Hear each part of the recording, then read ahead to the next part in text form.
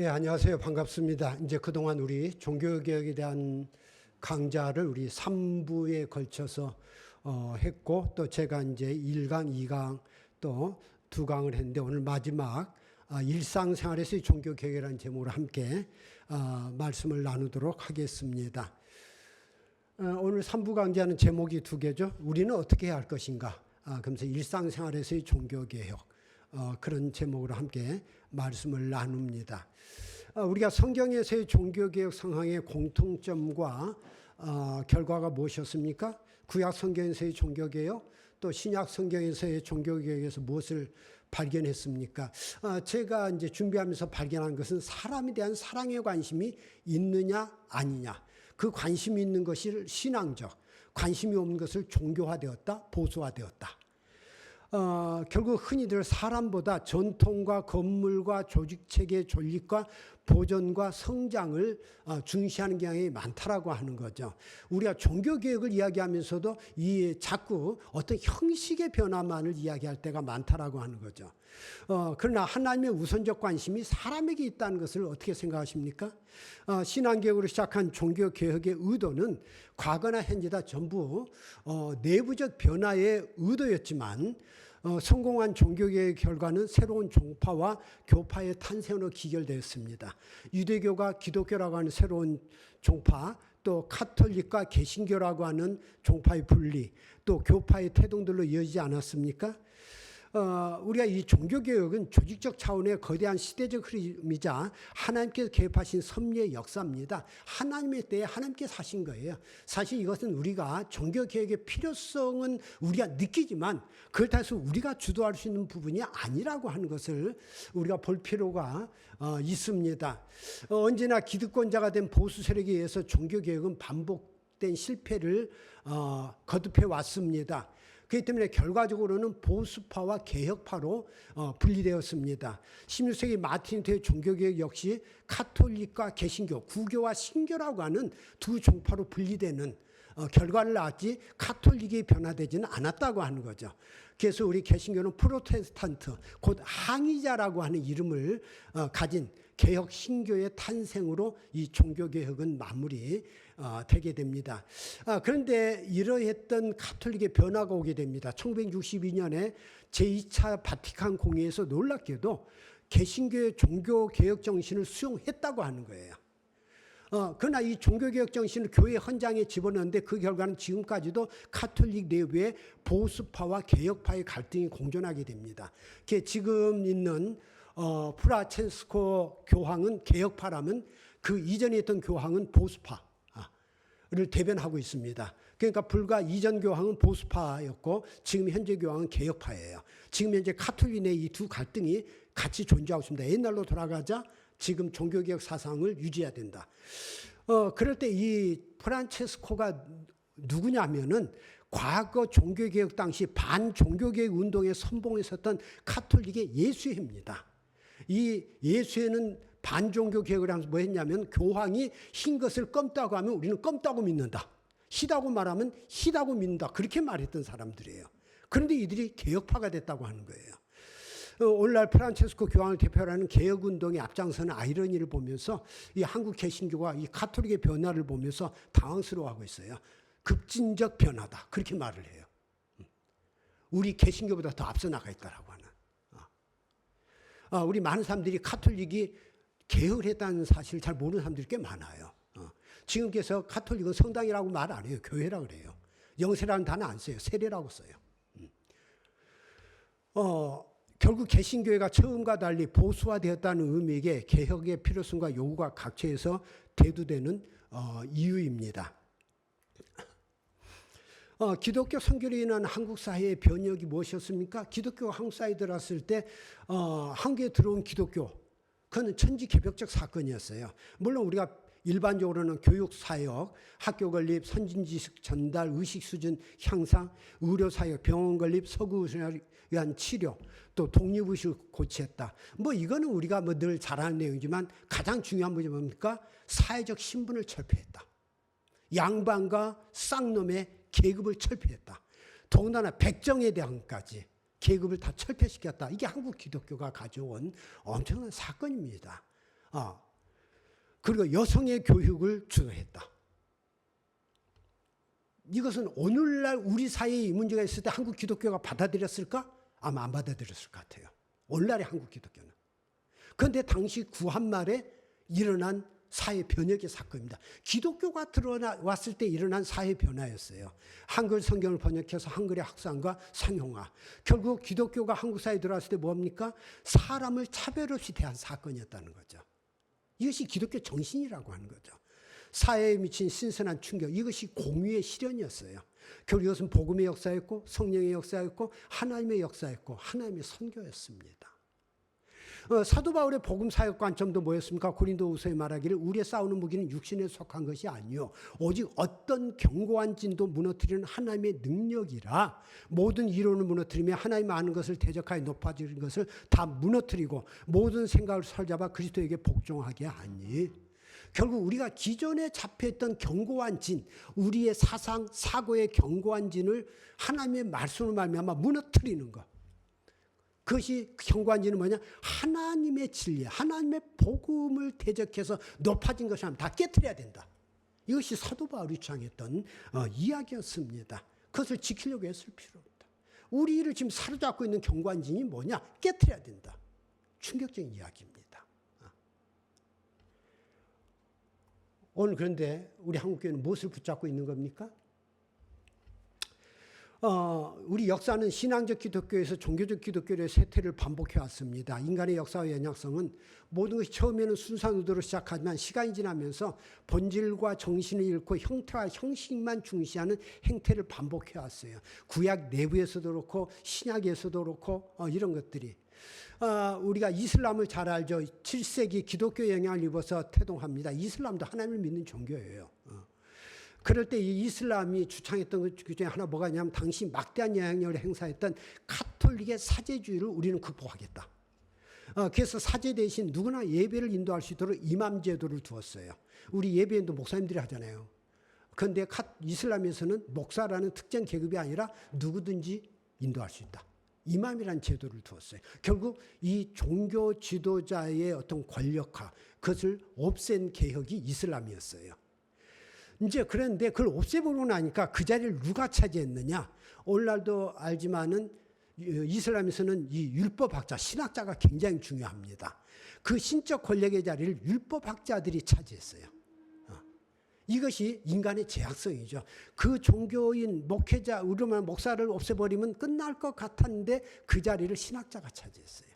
이것이 오늘날 이슬람의 모습인데 인간이란 존재는 그런 존재구나. 결국 제도의 개혁을 가지고 될 수 있는 부분은 아닌 것 같다라는 것들을 깨닫게 됩니다. 제가 첫 시간에 로마 제국이 신앙적 기독교에 의해서 흥황하였고 종교적 복음교회에 의해서 몰락했다라는 이야기를 했는데 로마 제국에 부흥할 때 기독교와 몰락할 때 기독교는 다른 기독교였다. 결국 처음의 기독교는 복음적 기독교였다면 몰락할 때는 어떤 생명력을 잃어버린 기독교. 그렇기 때문에 망할 수밖에 없었다는 거죠. 같은 기독교가 아니라는 거예요. 한국과 세계 각국 선교 현장과 성경의 유대교에서 반복되는 상황들입니다. 결국 개혁과 변혁이란 뭐냐? 종교화된 것을 신앙화시키는 거, 생명화시키는 거, 복음화시키는 거. 종교화되었다는 것은 고착화되었다, 형식화되었다, 기득권화되었다, 보수화되었다. 경직돼 버렸다는 이야기죠. 그 틀을, 경관지를 깨트려서 생명력이 있는 거. 로 바꾸는 거. 예수 그리스도의 종교개혁으로 말미암아 구약 시대에서 신약 시대로 우리가 바뀌었잖아요. 새로운 약속의 시대. 교회 성장이 중단된 현실에서의 교회 운동이 계속 일어나고 있어요. 뭔가 한국 교회가 이제 성장이 정체되고 쇠퇴하면서 새로운 운동들이 일어나는데 가정교회 운동. 그래서 오늘날 이제 교회들이 구역제도보다는 목장제도를 많이 두고 있는데 결국 구역이 목장으로 바뀌었을 뿐이지 별 차이는 없어요. 목회자의 권한을 그 작은 그룹 모임에 위임한다는 건데 한국 목사들이 누가 위임해 줍니까? 큰일 나라. 때 가지고 나갈까 봐 걱정돼서 안 하죠. 그러니까 제도는 가정교회 제도를 도입했는데 결국은 권한 위임이 안 됐어요. 결국 독립적인 목회자로서의 어떤 권한을 행사할 때로 위임해 주는 건데 그것이 안 되다 보니까 그것도 형식화돼 버렸고 셀처치 운동, 어떤 자연적 교회의 성장, 하나의 이제 생명조이체로 셀이라는 건 세포를 의미하죠. 이 인간의 한 몸이 수많은 세포로 이루어져서 한 몸을 이루는 것처럼 그렇게 하자.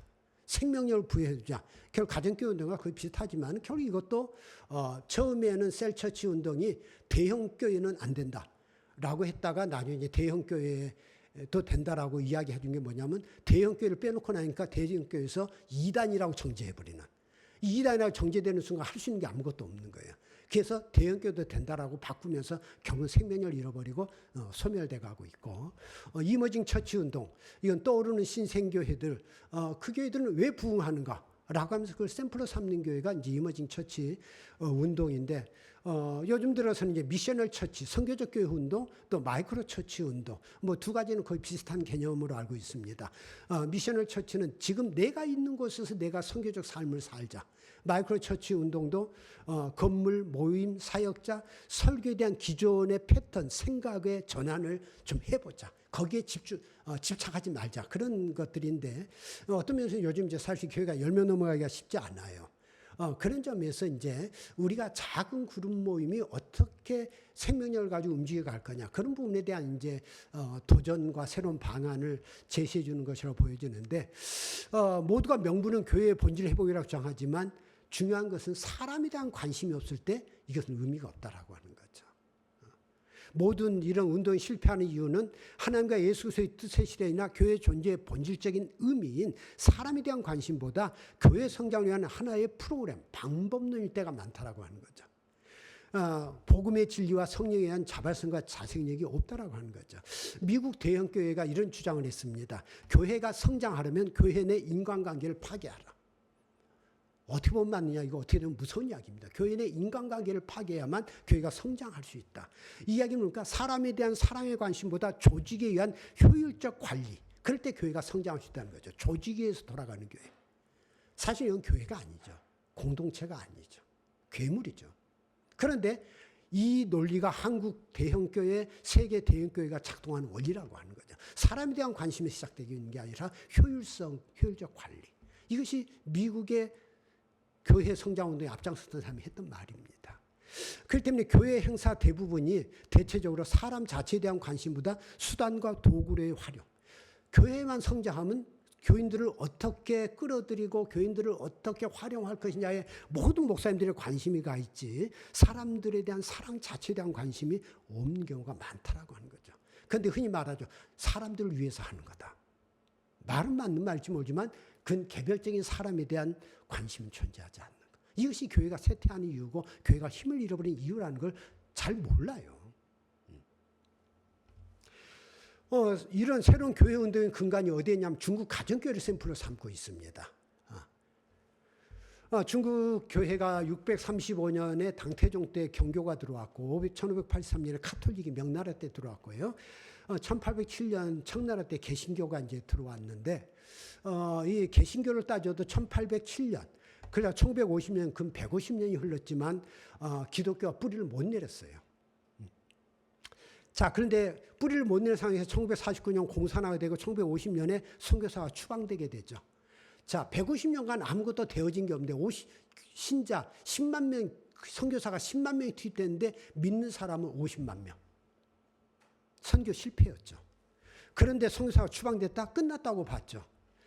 그럴 때 1955년에 중국 공산당이 삼자교회 이외의 활동을 금지시켰고 66년에 문화대혁명으로 모든 종교활동을 금지시킵니다.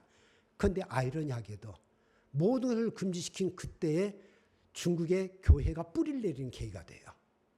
농촌 가정교회가 태동하게 되고 1989년 천안문 사태로 도시가정교회가 뿌리를 내리게 됩니다. 아이러니하게도 교회 척결을 외쳤는데 교회가 뿌리를 내렸어요. 결국 하나님께서 하신 일이라고밖에 볼 수가 없는 거죠. 결국 왜 뿌리를 내리셨느냐 할 때 아이러니하게도 미신과 밀교와 보울교, 도교 이 중국인들의 정신이 꽤 복잡합니다. 이 문화대혁명이 그것을 싹 깨끗하게 청소시켜버렸다고 하는 거예요. 그렇기 때문에 기독교가 뿌리를 내릴 수 있는 근간을 만들어줬어요. 중국 공산당의 문화 대청소 작업이 오히려 기독교를 박멸하려고 했던 건데 그 박멸하려는 세력에 오히려 기독교가 확산되고 뿌리를 내리는 계기가 되었다라고 하는 거죠. 인간의 의도와 하나님의 의도는 달랐다라고 하는 거. 그렇기 때문에 우리가 오늘 이 시대의 교회의 쇠퇴를 두려워할 필요가 없다라고 하는 거죠. 더 중요한 것은 교회의 쇠퇴를 두려워하는 것이 아니라 우리가 복음의 본질을 잃어버리고 살아가는 것은 아니냐를 두려워해야 되는 거죠. 교회를 성장시키고 하는 건 주님께서 하실 일이고, 사실 우리 한국교회가 복음화되었을 때에 초창기 사회에 영향을 끼칠 때 교회 아무리 커도 200명 못 넘어갔어요. 아무리 큰 교회도. 교회가 언제부터 크기 시작했냐? 이단들의 방법을, 그런데 큰 교회가 있었어요. 이단들 교회는 성장했어요. 그러면서 거기에 관심을 기울이면서 이단들의 방법을 교회에 가져들으면서 대형교회가 태동하게 되는 겁니다. 그러면서 복음의 생명을 잃어버리죠. 그 교회가 이단화되어 버렸다는 이야기죠. 그렇기 때문에 오늘 한국교회가 생명을 잃어버린 이유입니다. 이단교회에는 요즘라도 이단교회에는 성장하지 않아요.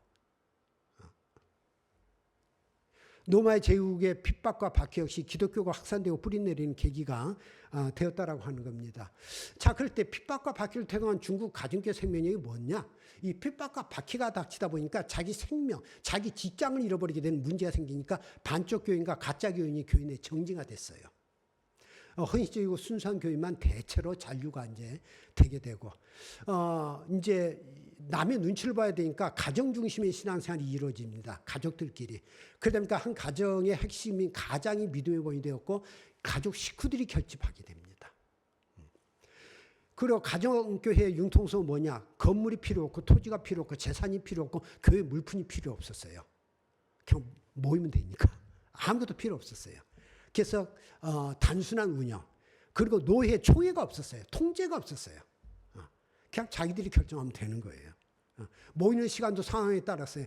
이번 뭐 인민대회 한다는데 그러면 다른 시간 하지. 몇 시에 드려야 된다? 그거 중요하지 않았어요. 모이는 게 중요했지 몇 시에 하느냐는 중요하지 않았어요. 규격화되지 않은 증거, 예배 형식. 꼭 그렇게 예배, 그런 틀을 가지고 예배해야 되냐? 없었다는 거죠. 다양했다는 거죠. 설교에만 의존하지 않고 간증이나 기도와 성서읽기 등으로 예배를 했다는 거죠. 어떤 틀에 박히지 않았다. 모임의 권위는 권위적 종교주의자가 아니라 그리스도만이 머리.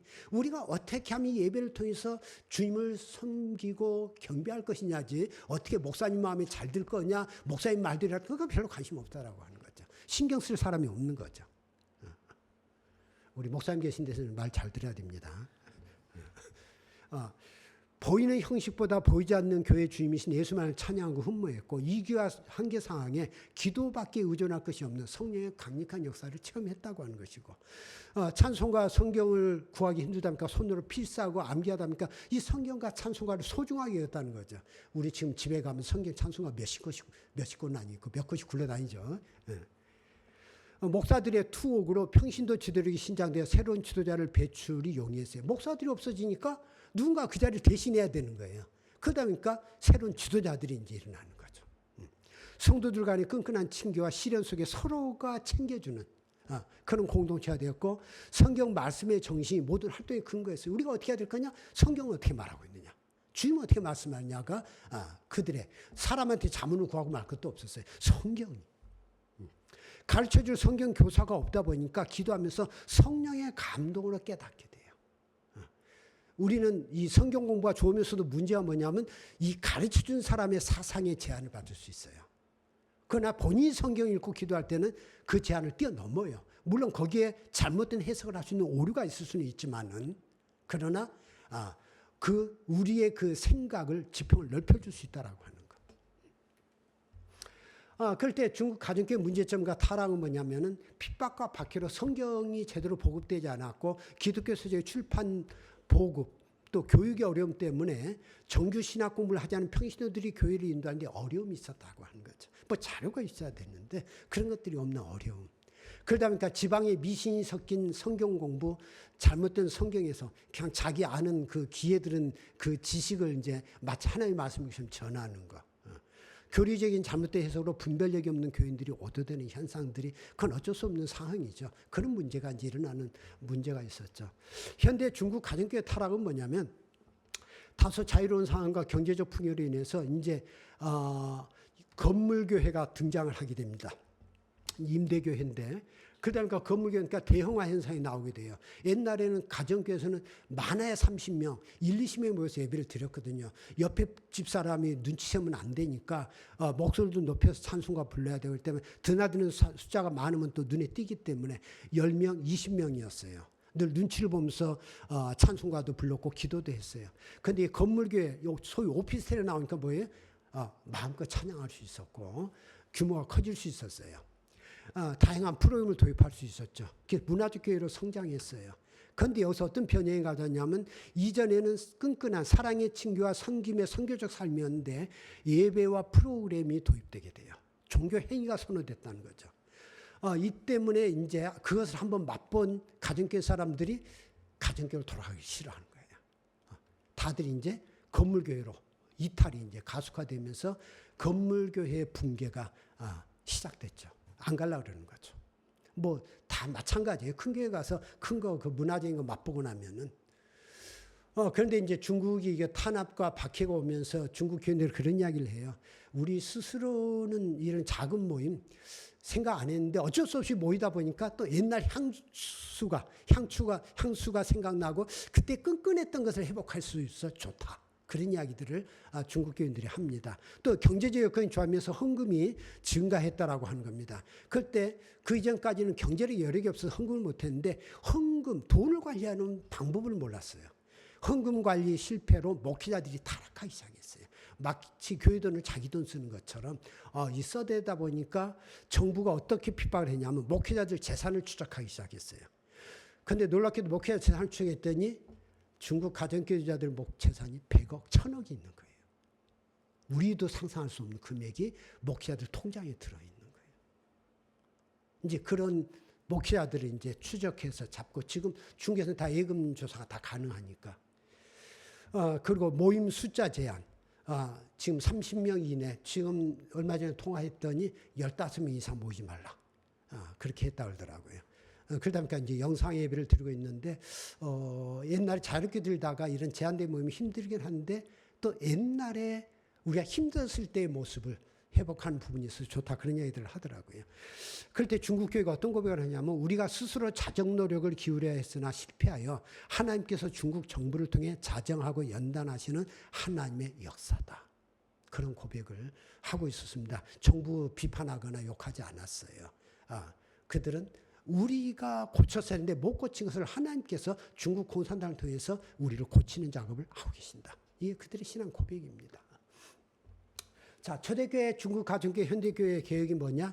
초대교회 핍박과 박해가 재현된 중국교회에서 동일한 하나님의 역사가 일어났고 모든 미신을 정리한 문화 대청소 작업이 순수 기독교가 싹을 내미는 계기가 되었어요. 유대교가 어떤 종교였습니까? 장기 종교 집단과 교리와 율법을 우선시함으로 사람들을 정죄하는 비인간화된 모습을 보였다는 거죠. 각 사람이 처한 입장과 상황을 거부했죠. 그러나 예수님은 사람들을 불쌍히 여기는 아버지의 마음으로 모든 사역을 감당하셨어요. 그렇기 때문에 사람들이 예수께로 구름같이 밀려나왔던 이유예요. 사람에 대한 관심. 예수님께서 경고했죠. 너희는 교인 하나를 얻기 위하여 바다와 육지를 두루다니다 행기면 너희보다 배나 더 지옥 자식이 되게 하는다. 유대교가 선교 열정이 대단했어요. 그러나 무엇을 위한 선교 열정이고 전도 열정이냐 하는 거죠. 너희랑 똑같은 놈 만들려고? 그것이 예수님께서 경고하신 거죠. 우리가 선교 현장과 목회 현장에서 삼위일체 하나님의 주권과 섭리가 우선하기보다 선교사와 교회의 일방적인 열심, 성장만 우선하는 갈등이 반복되고 있다고 하는 거죠. 뭔가 문제가 있다는 건 알지만은 사람을 사랑하는 것을 바꾸려고 하는 거 자꾸 무슨 틀을 바꾸려고 한다는 거죠. 예수님의 구원은 종교인에서 신앙인으로의 종교개혁 작업이었다. 우리가 신학생활을 다시 읽어야 된다는 거죠. 거기 보면 예수님께서 어떤 개혁을 시도했느냐. 그건 종교인에서 신앙인으로, 종교 행위에서 관계성의 사람으로. 종교인은 어떤 사람이냐? 자기 신의 종교 조직, 종교 행위, 교리, 지도자를 추종하는 사람들이에요. 신앙인은 그리스도 예수의 복음과 그 뜻을 따라 서로 사랑하는 사람들입니다. 사랑할 줄 아는 사람. 그럼 우리는 어떻게 해야 할 것인가? 우리가 일상생활에서 종교 개혁은 뭐냐? 종교 행위로부터의 구원을 시도할 줄 아는 것. 우리가 종교 개혁 시도는 사실 너무 거창한 명분이고요. 또 종교 개혁은 인간 주도가 아니라 하나님의 때에 하나님이 하실 일이고 우리가 오늘 종교 개혁하러 갑시다. 되는 게 아니죠. 우리는 더군다나 목사도 아닌 평신도예요. 평신도 무슨 종교개혁을 이야기하겠어요. 목사를 할지라도 할 수 없는 일이에요. 그럴 때 우리가 할 수 있는 건 신앙개혁입니다. 그 신앙개혁도 다른 사람을 고치려고 하는 것이 아니라 나를 고치는 것. 일상생활에서 우리는 어떻게 할 것인가. 구약 선지자들은 왕권 체제나 종교 형식을 거부하지 않았어요. 그 체제나 형식이 가장 작은 자도 방치하지 않는 하나님의 관심을 촉구했어요. 중요한 건 형식이 문제가 있긴 했지만 그 문제 자체를 거론하기보다 거기에 어떤 생명력을 불어넣을 거냐. 결국 사람에 대한 관심이 있는 형식이냐 종교 행위냐라는 문제를 제기했다라고 하는 거죠. 성장, 효율성, 업적, 일보다 인간에 대한 사랑의 관심 촉구와 회복이 구약 성경, 신약 성경에 반복된 하나님의 종교개혁의 방식이고 오늘날 우리 선교 현장에서도 마찬가지라는 거죠. 예수님 당시에 성전과 가족 모임이 공존했던 것처럼 기존 교회 공동체를 존중하며 일상생활에서의 신앙적 삶을 추구하는 것. 그 주일의 종교적 예배와 6일 동안의 관계성을 통한 신앙적 삶을 우리가 어떻게 할 것이냐를 우리가 생각해 볼 필요가 있는 거죠. 우리가 숫자적 성장을 위한 종교 개혁해야 되느냐? 기독교라는 종교의 통치가 하나님 나라의 실현이 아니라고 하는 거예요. 이스라엘 신정국가의 실패를 봤어요. 그 왕국, 사실 그건 하나님께서 원하신 게 아니었죠. 인간이 그 왕국을 가지면 힘을 결집할 수 있을 것이다. 우리가 강한 나라, 오늘날 말하면 우리가 큰 교회가 될 수 있고 큰 힘을 가진 교회가 될 수 있고 똑같은 이야기죠. 그런 관점에서 그들은 왕을 원했어요. 그러나 실패했잖아요. 중세 기독교 국가 실패했어요. 인간을 억압했어요. 심하게는 우리 개신교가 칼빈이 제네바 성시화를 주도했어요. 그런데 우리 한국 목사님들이 칼빈 탄생 500주년을 기념해서 제네바에 갔을 때 제네바 시민들이 그 500주년 탄생 기념식 하는 걸 거부했다고 그래요. 500년이라는 시간이 흘렀지만 우리 그날만 생각하면 끔찍하다. 예배 시간이 줄면 끌려나가서 감옥에 갇히고 술 먹고 비틀거리며 혓바닥 구멍 뚫어버리고 결국 복음에 의한 통치가 아니라 폭력에 의한 통치였어요. 우리가 전두환 때 삼천교육 때 기억하는 것처럼 제네바 사람들은 그때 얼마나 끔찍했는데 그 악몽을 우리로 되새길 생각이냐. 종교 행사하지 못한다. 그래서 뭘 하고 왔냐? 칼빈이 또 하나 만든 업적이 있어요. 자본주의를 창시했거든요. 자본주의 창시 기념회만 하고 왔다 그래요. 결국 우리가 틀에 의해서 거룩한 도시를 만든다? 인간의 자유가 억압된 거룩한 도시는 존재할 수 없다는 이야기죠.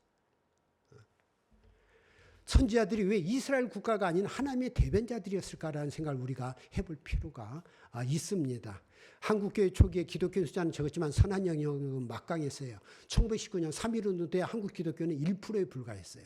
해방 당시에 2, 3%, 약 30만 명에 불과했어요. 해방 후에는 약 5%에 불과했어요. 최근에 많을 때는 25%.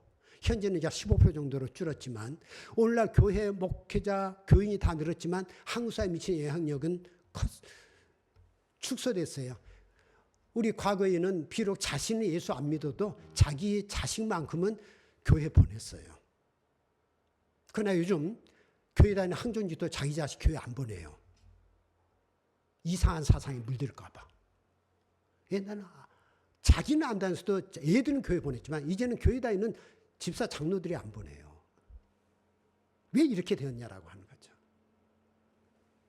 예수님께서 무슨 말씀을 합니까? 너희는 세상의 소금이니 소금이 만일 그 맛을 잃으면 무엇으로 짜게 하려? 후에는 아무 쓸데없어 다만 밖에 버려져 사람에게 밝힐 뿐이다.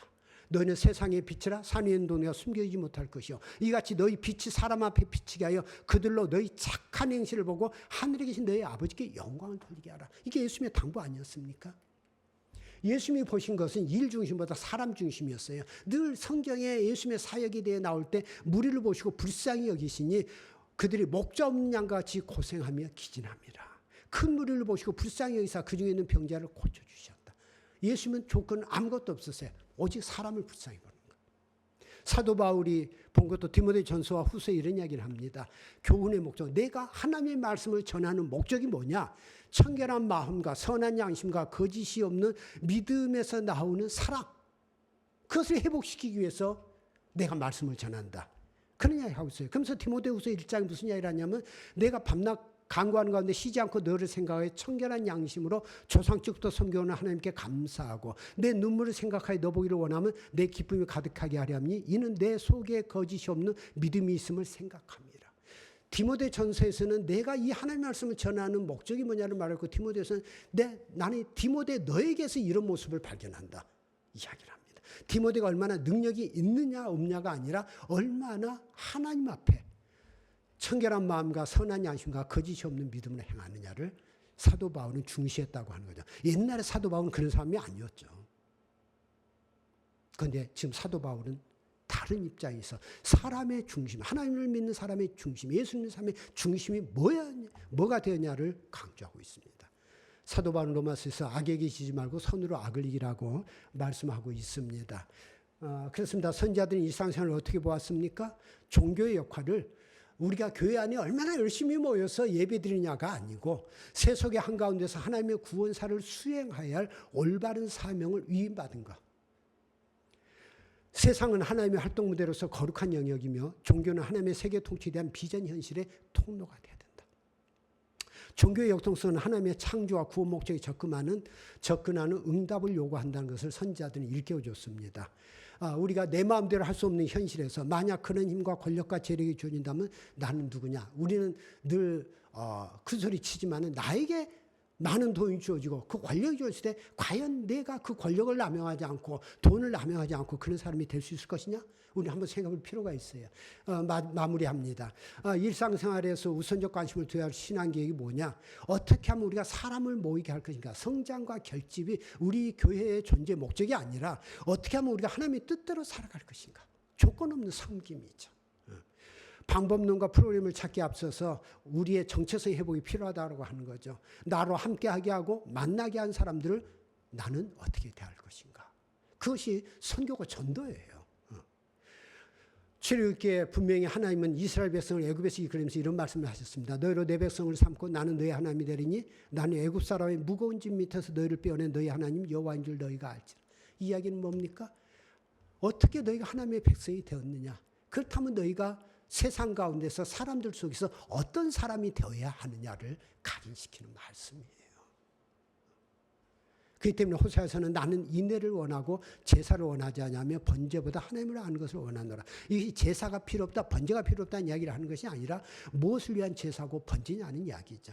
하나님을 안다는 게 뭐냐? 우리가 종교 행위가 필요 없다는 것이 아니라 그 종교 행위를 통해서 우리가 회복해야 될 것은 사람에 대한 사랑이다, 인애다. 그 이야기를 하고 있죠. 우리가 하나님 사랑과 이웃 사랑의 균형을 이루어야 한다는 것이고 그것은 노예였던 애굽에서의 출애굽 사건에 게시된 하나님의 자기 계시. 그것을 통해서 우리가 늘 간직해야 될 부분이라고 하는 것이고 진정한 신본주의는 종교 행위만이 아니라 사람에 대한 사랑의 관심을 회복하는 것이다. 라고 하는 것입니다. 왜 종교개혁이 카톨릭에서 개신교로 태동됐지만 인간성 해방을 주창하는 인문주의 운동과 함께 일어났느냐 라는 것들을 우리가 다시금 생각하면서 단지 조 교수님도 이야기했지만 종교개혁이 단지 교회 안에 머물렀던 것이 아니라 사회개혁과 사회변화와 함께하는 문화운동이었다라는 것들을 우리가 생각해 보면서 우리가 주님 앞에 나아가는 이번 종교개혁 강좌 마무리가 되었으면 좋겠습니다. 잠시 기도합니다. 하나님 은혜를 감사합니다. 저에게 이 종교개혁 강좌를 통해서 다시금 오늘 우리가 잃어버리고 살아가는 것들이 무엇인가를 깨닫고 우리 안에 회복함으로 말미암아 우리가 거창한 종교개혁을 외칠 수는 없지만 내 삶으로부터 하나님의 선한 뜻을 펼쳐가는 하나님의 사람으로 설 수 있도록 인도하여 주시옵소서. 우리 주 예수 그리스도 이름으로 기도하옵나이다. 아멘. 예, 수고하셨습니다.